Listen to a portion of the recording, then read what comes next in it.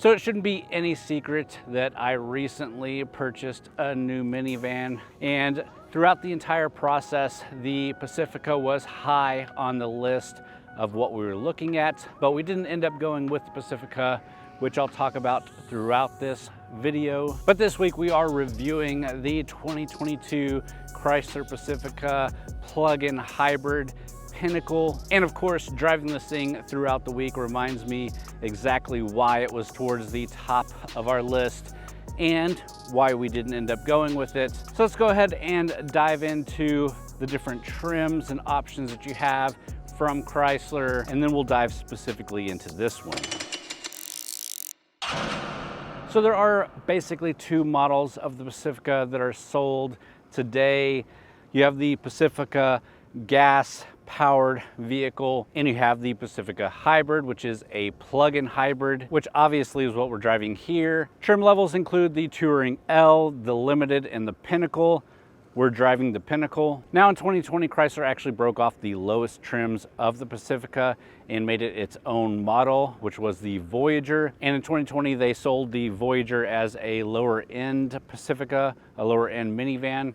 For 2022, the Voyager is only offered for fleet sales. So eventually they will hit the used market, but now the only minivan that's sold by Chrysler is the Pacifica, and their only other vehicle that they sell is the Chrysler 300 for right now. Obviously, they have plans in the future for some electric vehicles and things like that. But again, this video, we're focusing on the Pacifica and more importantly, the plug-in hybrid. All right, and let's quickly run through the exterior design here, as not a ton has changed recently. You do have the large grille with the large Chrysler wing logo proudly up front, some chrome bezels around the grille, down around our bumper cover and fog lights, and again a large opening down there. Headlights are all LED, LED daytime running lights, LED headlights, LED fog lights, and definitely the look of this minivan is more rounded, more soft, as opposed to something like the Kia, which is much more boxy and bigger, or the Honda, which is much more of a sharp and angled design. Along the side here, you can see our 18-inch polished wheels. They look pretty good on here. You can get up to 20-inch wheels, but I think these 18s will not only ride better, but look just fine. Also looking at the side of the vehicle, you can immediately notice the electric charging door, which we'll come back to. It's on the same side of the vehicle as the gas filler. The whole cabin is surrounded by chrome. We do have chrome roof rails, chrome caps on the side mirrors. And around the back, you do have that big LED strip of tail lights, the Chrysler wing logo once again back there, the Pacifica logo and the hybrid logo on the opposite side. And again, the overall aesthetic is a very rounded off, clean looking design, which for a minivan I do like. And let's quickly talk about the size of this thing. The full length is 203.4 inches. Wheelbase is 121.6 inches. The total width is 79.6 inches, and the total height is 69.9 inches. And just as reference, the Kia Carnival has a full length of 203 inches, a wheelbase of 121.7 inches, a width of 89.2, and a height of 68.5 inches. And of course, that overall size, along with the cargo volume, plays a bit of a role in a purchasing decision. And I compare it to the Kia Carnival because that's what I bought. And one of the things that my wife liked about it is that it is just a bit bigger of a minivan. Let's pop up in the hatch here and take a look at the cargo volume. And just as you might expect from a minivan, you get a ton of cargo volume. It is one of the key reasons to buy the minivan over a 3-row SUV. Cargo volume and fuel economy. And this has 32.3 cubic feet of cargo volume just behind this third row, which is a lot. Obviously, being a Chrysler, you have that stow and go, so you can fold those seats down into the floor and have a completely flat floor with a ton of cargo volume there. And your total max cargo volume for the interior is 140.5 cubic feet. Again, that's a lot. And again, comparing that to the Kia, your cargo volume behind the third row is 40.2 cubic feet, so just a bit more there. And your total cargo volume is 145.1 cubic feet. Again, just a bit bigger than the Pacifica, which for most day-to-day stuff isn't gonna make a huge difference, but whenever you start filling this thing up with lots of people and lots of stuff, can make a difference. All right, and with that, let's go ahead and close it up. Let's go ahead and pop the hood and check out the engine that powers this thing.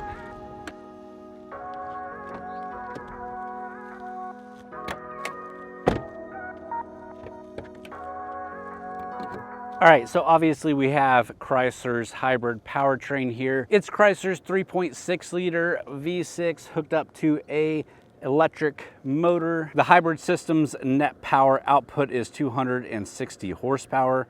It is matched up to a CVT transmission. In your battery pack here is a 360 volt lithium ion battery. So we'll talk more about the hybrid powertrain as we drive it.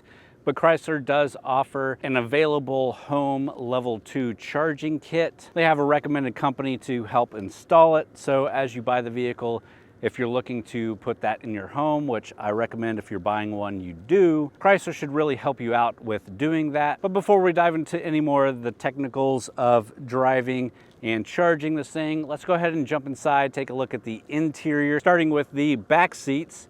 Then we'll take a look at the tech inside. Then we'll take it for a drive.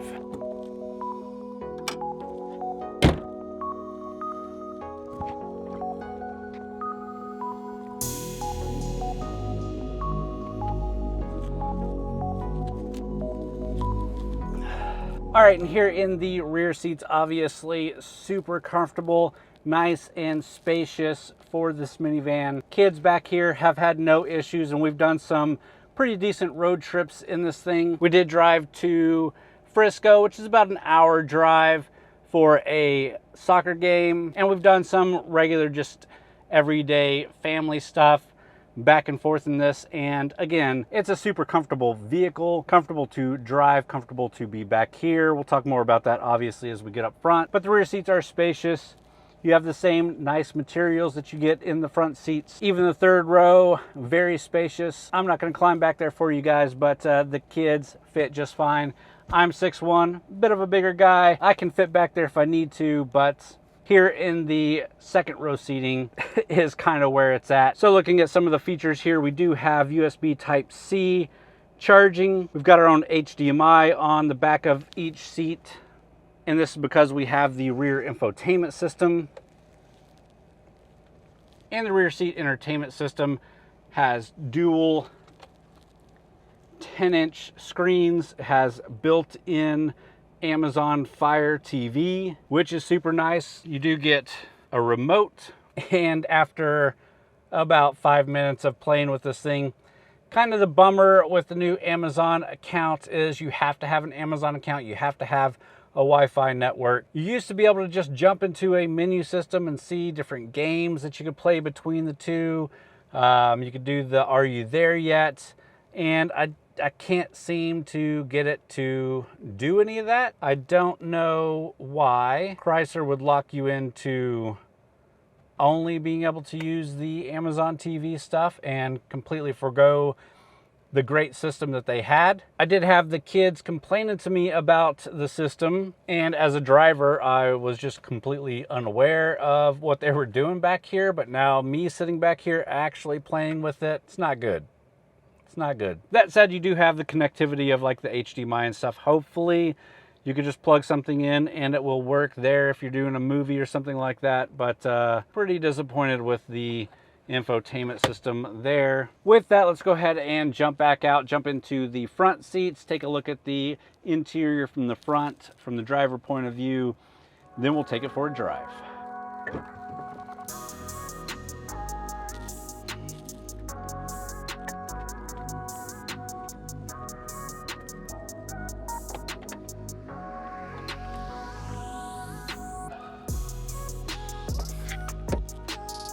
All right, and starting up here, first thing I want to talk about are the seats and the trimming in here. It is a quilted caramel Napa leather trim seating. You've got the white stitching, perforated leather, this quilting, super nice. The same color carries over to the doors. You've got some caramel stitching on the black side panels and on the dash here. Needless to say, the materials in this Pinnacle are really great. Let's kick it on and I'll show you more of the tech and stuff in here. It is push button start, obviously. You do have the 10.1 inch touchscreen color display. It's the Uconnect infotainment system. You get wireless Apple CarPlay, wireless Android Auto connectivity, or you can be wired in. You do have USB Type A and USB Type C ports down here that will let you connect to the infotainment and obviously charge. You also have a wireless charging pad, so if you're wirelessly connected, you can wirelessly charge. The screen itself is really nice, a decent size, not super big, but a good size. You can add widgets and customize it as you please. You've got nice function buttons all around, nice navigation screen. You have all your electric information here, driving history, your surround view camera. So you've got the full 360 camera, backup camera, front-facing camera. You've got the rotary dial for your gear shifter, so when you put it into reverse, you will get that camera popping up as well. You also have what Chrysler dubs the fam cam, so you can tap that and that will show you a clear view of the interior. So if you've got a kid sleeping back there, baby in a car seat, you'll be able to see, or if you just want to zoom into a seat and see exactly what's going on, you can do so. Passenger voice just makes it easier to talk to the rear seat through the microphone system. Just a ton of great features, especially for families. Driver profiles, all that. Below the screen, you do have physical buttons for some safety features here. Your park sense, so this does have the self-parking features. You have your parking sensors that you can turn off or leave on. Your lane keeping feature you can toggle on and off. Traction control that you can toggle on and off. Obviously your hazard lights here. You can turn the screen off if it's too bright or whatever. All your AC and heat controls. Back to the rotary knob, you have your obviously park, reverse, neutral, drive, and L mode, which we'll talk about as we drive. Electronic parking brake. You already saw our connectivity here and our wireless charger. This does also come with the Blu-ray DVD player that hooks up with that rear entertainment system. You have nice large cup holders that do hold really large drinks. You have a nice padded leather center console, nice feeling, good size cubby here. Camera fits in there. A small purse will fit in there just fine. You have more charging in there with an accessory port here and some more USB charging there. You have a nice thick steering wheel, good in the hands. You've got all your controls on it, plus buttons in the back. Driver information display is a nice size, digital, plus obviously the 2 analog gauges on either side. Driver information display, you can toggle through a bunch of information, whatever you want to see, whether that be the speedometer, the vehicle info, driver assist features, your hybrid info, your trip info. All in all, again, a nice interior, good tech all around. I think it's time to get this thing out on the road though. Let's get it into gear and take it for a drive. All right, let's start off by putting this thing into gear and taking off. First thing you should notice, it's super quiet and sounds a lot like an electric vehicle. You can hear the whining of the electric motor as you start and you slow down. But overall, it is a super smooth drive, smooth steering, smooth acceleration, smooth braking. All in all, a really smooth and pretty quiet vehicle. It's very rarely that you hear the gas engine like kicking on and really cranking up. Not that it's not on or not cranked, but it's quiet enough that you really don't hear it. The seating position for the driver You can get into a good position. Everything's comfortable. Comfortable seats, are heated and cooled seats. Comfortable position behind the steering wheel. Don't have any issues there. Touching all the infotainment system, getting to a menu screen on the driver information display, touching anything else, all done easily. You can quickly switch into that fam cam mode without too much of a hassle. So if you're driving this and considering buying this, the plug-in hybrid, you're probably wondering, what's the deal with the plug-in hybrid system? Is it just a hybrid? Can you do fully electric? And the answer is yes, you can do fully electric. At a certain point, the gas motor will kick on if you're doing higher speeds, but you can do full electric up to 32 miles of electric range. You do have regenerative braking, and although you don't really have drive modes with the Pacifica, you do have the L mode here on the dial, and well, in most vehicles that would be a low gear. In this one, it is max regeneration, so the regenerative braking is at max power, kind of like the one pedal drive system in electric vehicles, where as soon as you let off the accelerator, it will start really slowing down the vehicle as it regenerates as much power as possible into the batteries. Now, I can tell you that this thing was delivered to me with no charge. I haven't plugged it in the entire time that I've been reviewing this. I will plug it in a little bit later in this video, but for my entire week, I've been driving it basically like a hybrid gas vehicle, not really in electric mode at all. And that really just comes down to convenience. It's more convenient just to fill it up with gas. It's not really convenient to stop somewhere to plug this thing in to charge it. It's not really convenient for me because I don't have the infrastructure at home to have a place to plug it in at home. If you do get that level 2 charger that Chrysler offers and plug it in at home, charge it up for most of your day-to-day driving around the neighborhood, driving back and forth to the store, you can do pretty much all in just electric mode. And if you can get away with that, I think this thing is even more valuable than just a regular hybrid. With just gas, you're looking at a range of 488 miles. So when you combine the range of the electric motor with the range of the gas, you're looking at a total range of 520 miles on a single tank with an 82 mpge rating, which is really phenomenal to be able to go that far. And even if you're not taking a long trip in this thing, that just means less times per week or less times per month that you're going to have to stop and get gas.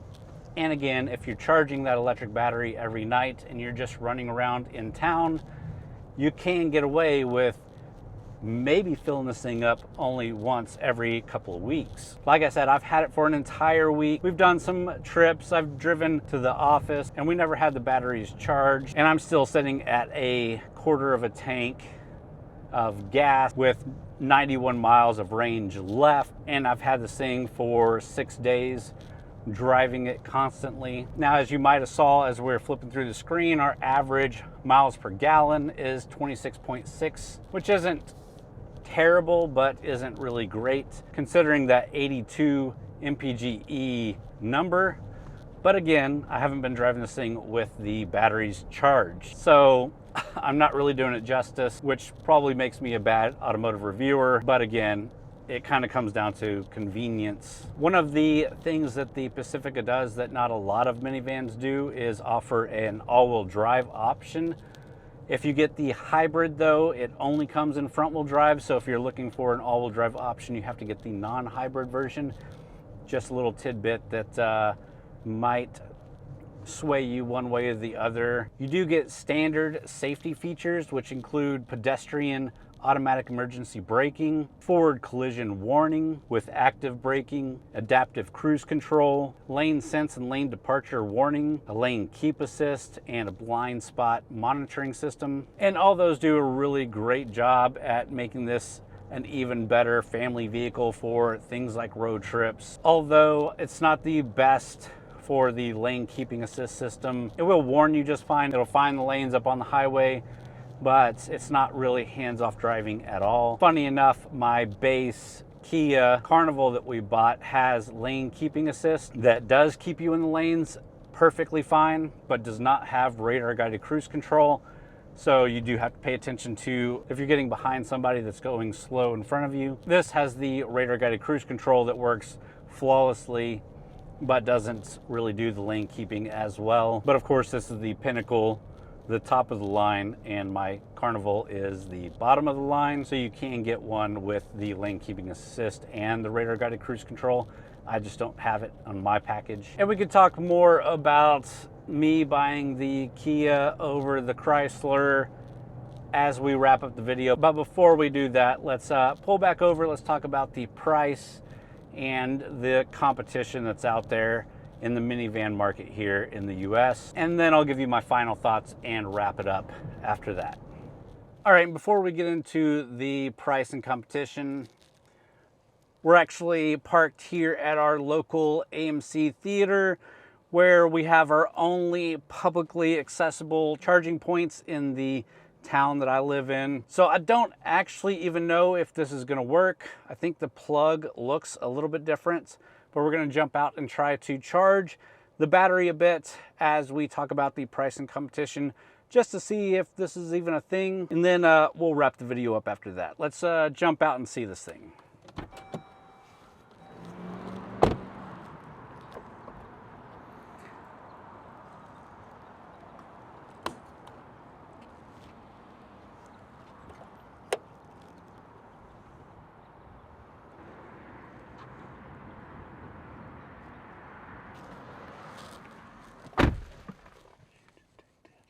All right, yeah, that's kind of what I was expecting. I don't know why I didn't think it would work. I don't know if it's the charger itself or this vehicle. I can say that while researching the vehicle, I didn't see any literature about the charging network that it accepts or being able to plug in at one of these kind of charging stations like an electric vehicle would. All it talked about was the home charging, and fair enough. If you own this, I do recommend getting the home charging. But with that, it's time to talk about the price and competition. All right, and first off, you should definitely know the Kia Carnival is a big competitor in this segment. I've already talked about it. It is a vehicle that I bought for my family. I'll talk more about that as we wrap up this video. But the Carnival is a big competitor. Obviously, the Honda Odyssey is still a big player in this market, and probably one of the biggest competitors to, especially this, the plug-in hybrid, is the Toyota Sienna. Now, all Siennas are now a hybrid Sienna. You can't get a regular just gas Sienna any longer. And I did review one not too long ago, and we really liked it. The biggest issue with the Sienna, in my eye, is the Toyota premium price. Obviously, it's a great brand, great quality, and it's worth the money. But if you're looking at getting into one as cheaply as possible, it kind of knocks the Toyota out of the segment. But comparing it to something like this, the Pinnacle plug-in hybrid, it's very competitive. So the base Touring L plug-in hybrid Pacifica comes in with a retail price of $46,975. So almost $47,000 at its base price. And again, that's for the plug-in hybrid, not the regular gas. The Pinnacle that we have here has a base price of just over $56,000. And obviously any little extra on top of that, you can easily push to that $60,000 range. If you are looking at the non-hybrid, the very base price on those start out at just over $37,000, and comparing that again to the base of the Kia, which starts around $31,000, $32,000. So Chrysler dropping the bottom trim levels of the Pacifica, in my eye, kind of hurts it in that price range of what I was looking for, which was just a base minivan. Anyways, we'll get into more of that. Let me jump back out and we'll talk about my final thoughts here and wrap up this video. Let's go. All right, so at the end of the week with the Pacifica Hybrid, I really like this vehicle.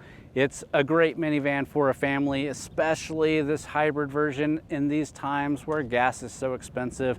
To have the option to charge it and get a little extra range out of your vehicle, get a better fuel economy out of your vehicle, so good. And I think this Chrysler does the hybrid powertrain even better than the Toyota does. That being said, we didn't choose the Pacifica for our family vehicle. We chose the Kia Carnival, and I wouldn't feel right without explaining a little bit about the decision made behind that. So obviously, inventory issues have been an issue, will continue to be an issue for a while. Finding the Carnival was a nightmare. Finding a Chrysler Pacifica on a lot was difficult. We even looked for the Sienna plenty of times. Most places just don't have the inventory, and that's completely understandable. That's not one company or the other, but the models that they did have available, especially for Chrysler dropping their lower end trims, you've got a lot of the higher end trims. So you're not just talking the higher end trims and higher price tags, but with dealer markups and stuff like that. Because of the inventory issues, a lot of them were just over our budget. Initially, the size of the Kia wasn't one of our main concerns, but after actually getting in one and driving it, my wife really liked the size of it over this. And for some context there, she did drive the Chrysler Pacifica as a loaner vehicle for over a month, so she got really familiar with it, and that's one of the reasons it was at the top of our list, at least initially. And then probably one of the biggest factors in our buying decision was reliability and longevity. So the Carnival is a newer vehicle, so it hasn't been tested and proven for a long period of time, but Kia itself has been doing really well in this department. I really like Kia's previous minivan, so much so that I recommend it to a lot of people. And one of those people that I recommended it to years ago was my uncle. He bought one, still owns it, still loves it. So when it came to the reliability with Kia, at least I had a kind of baseline of what it should be. And luckily, we've had no huge issues, although I know there are some issues with some Kia products. With this one, we've had no issues so far. Chrysler, on the other hand, does have some historical issues with their products. I've heard a ton of horror stories of 30,000 mile to 60,000 mile range Chrysler products, even the Pacifica having issues. And quite frankly, as soon as my wife got any hint of that, it kind of put the Pacifica way down in the list of what we were even considering. Now again, doing this for a living, reviewing cars, I've never had an issue when I was driving one, but we're always driving brand new models with low mileage. And of course, the stories that you're gonna hear are not stories of I've owned one for a long time and have had no issues with it. You're gonna hear a lot of the stories of mine broke down and I'm pissed off about it. So you try to take that into consideration when making those judgments. But at the end of the day, we just really liked the Carnival. We were able to get a base trim, which we wanted. It still has nice tech in it, which we like, but wasn't even necessary. And more importantly, we actually found one on a lot that we were able to pick up. So hopefully that general story resonates with somebody, or at least helps you a little bit in your buying decision. Again, I think the Pacifica is a great vehicle. I worry about some of the long-term reliability, but if you've got the money to pay for a trim like this for the hybrid, I think you'd be dumb not to at least consider it. All right guys, and with that, I hope you did enjoy the video. If you did, please hit the thumbs up button. Leave me a comment down below. Let me know what you think about the Pacifica. Let me know what you think about my family purchase. More importantly, if you're into automotive reviews, please subscribe to the channel. We do a different review every week. You can also go check out TXGARAGE.com, where we've got a lot of written reviews as well as event and news coverage from a lot of great authors over there. So if you want to keep track of everything that's going on with Texas Garage, go check out TXGARAGE.com. And with that, thanks for watching.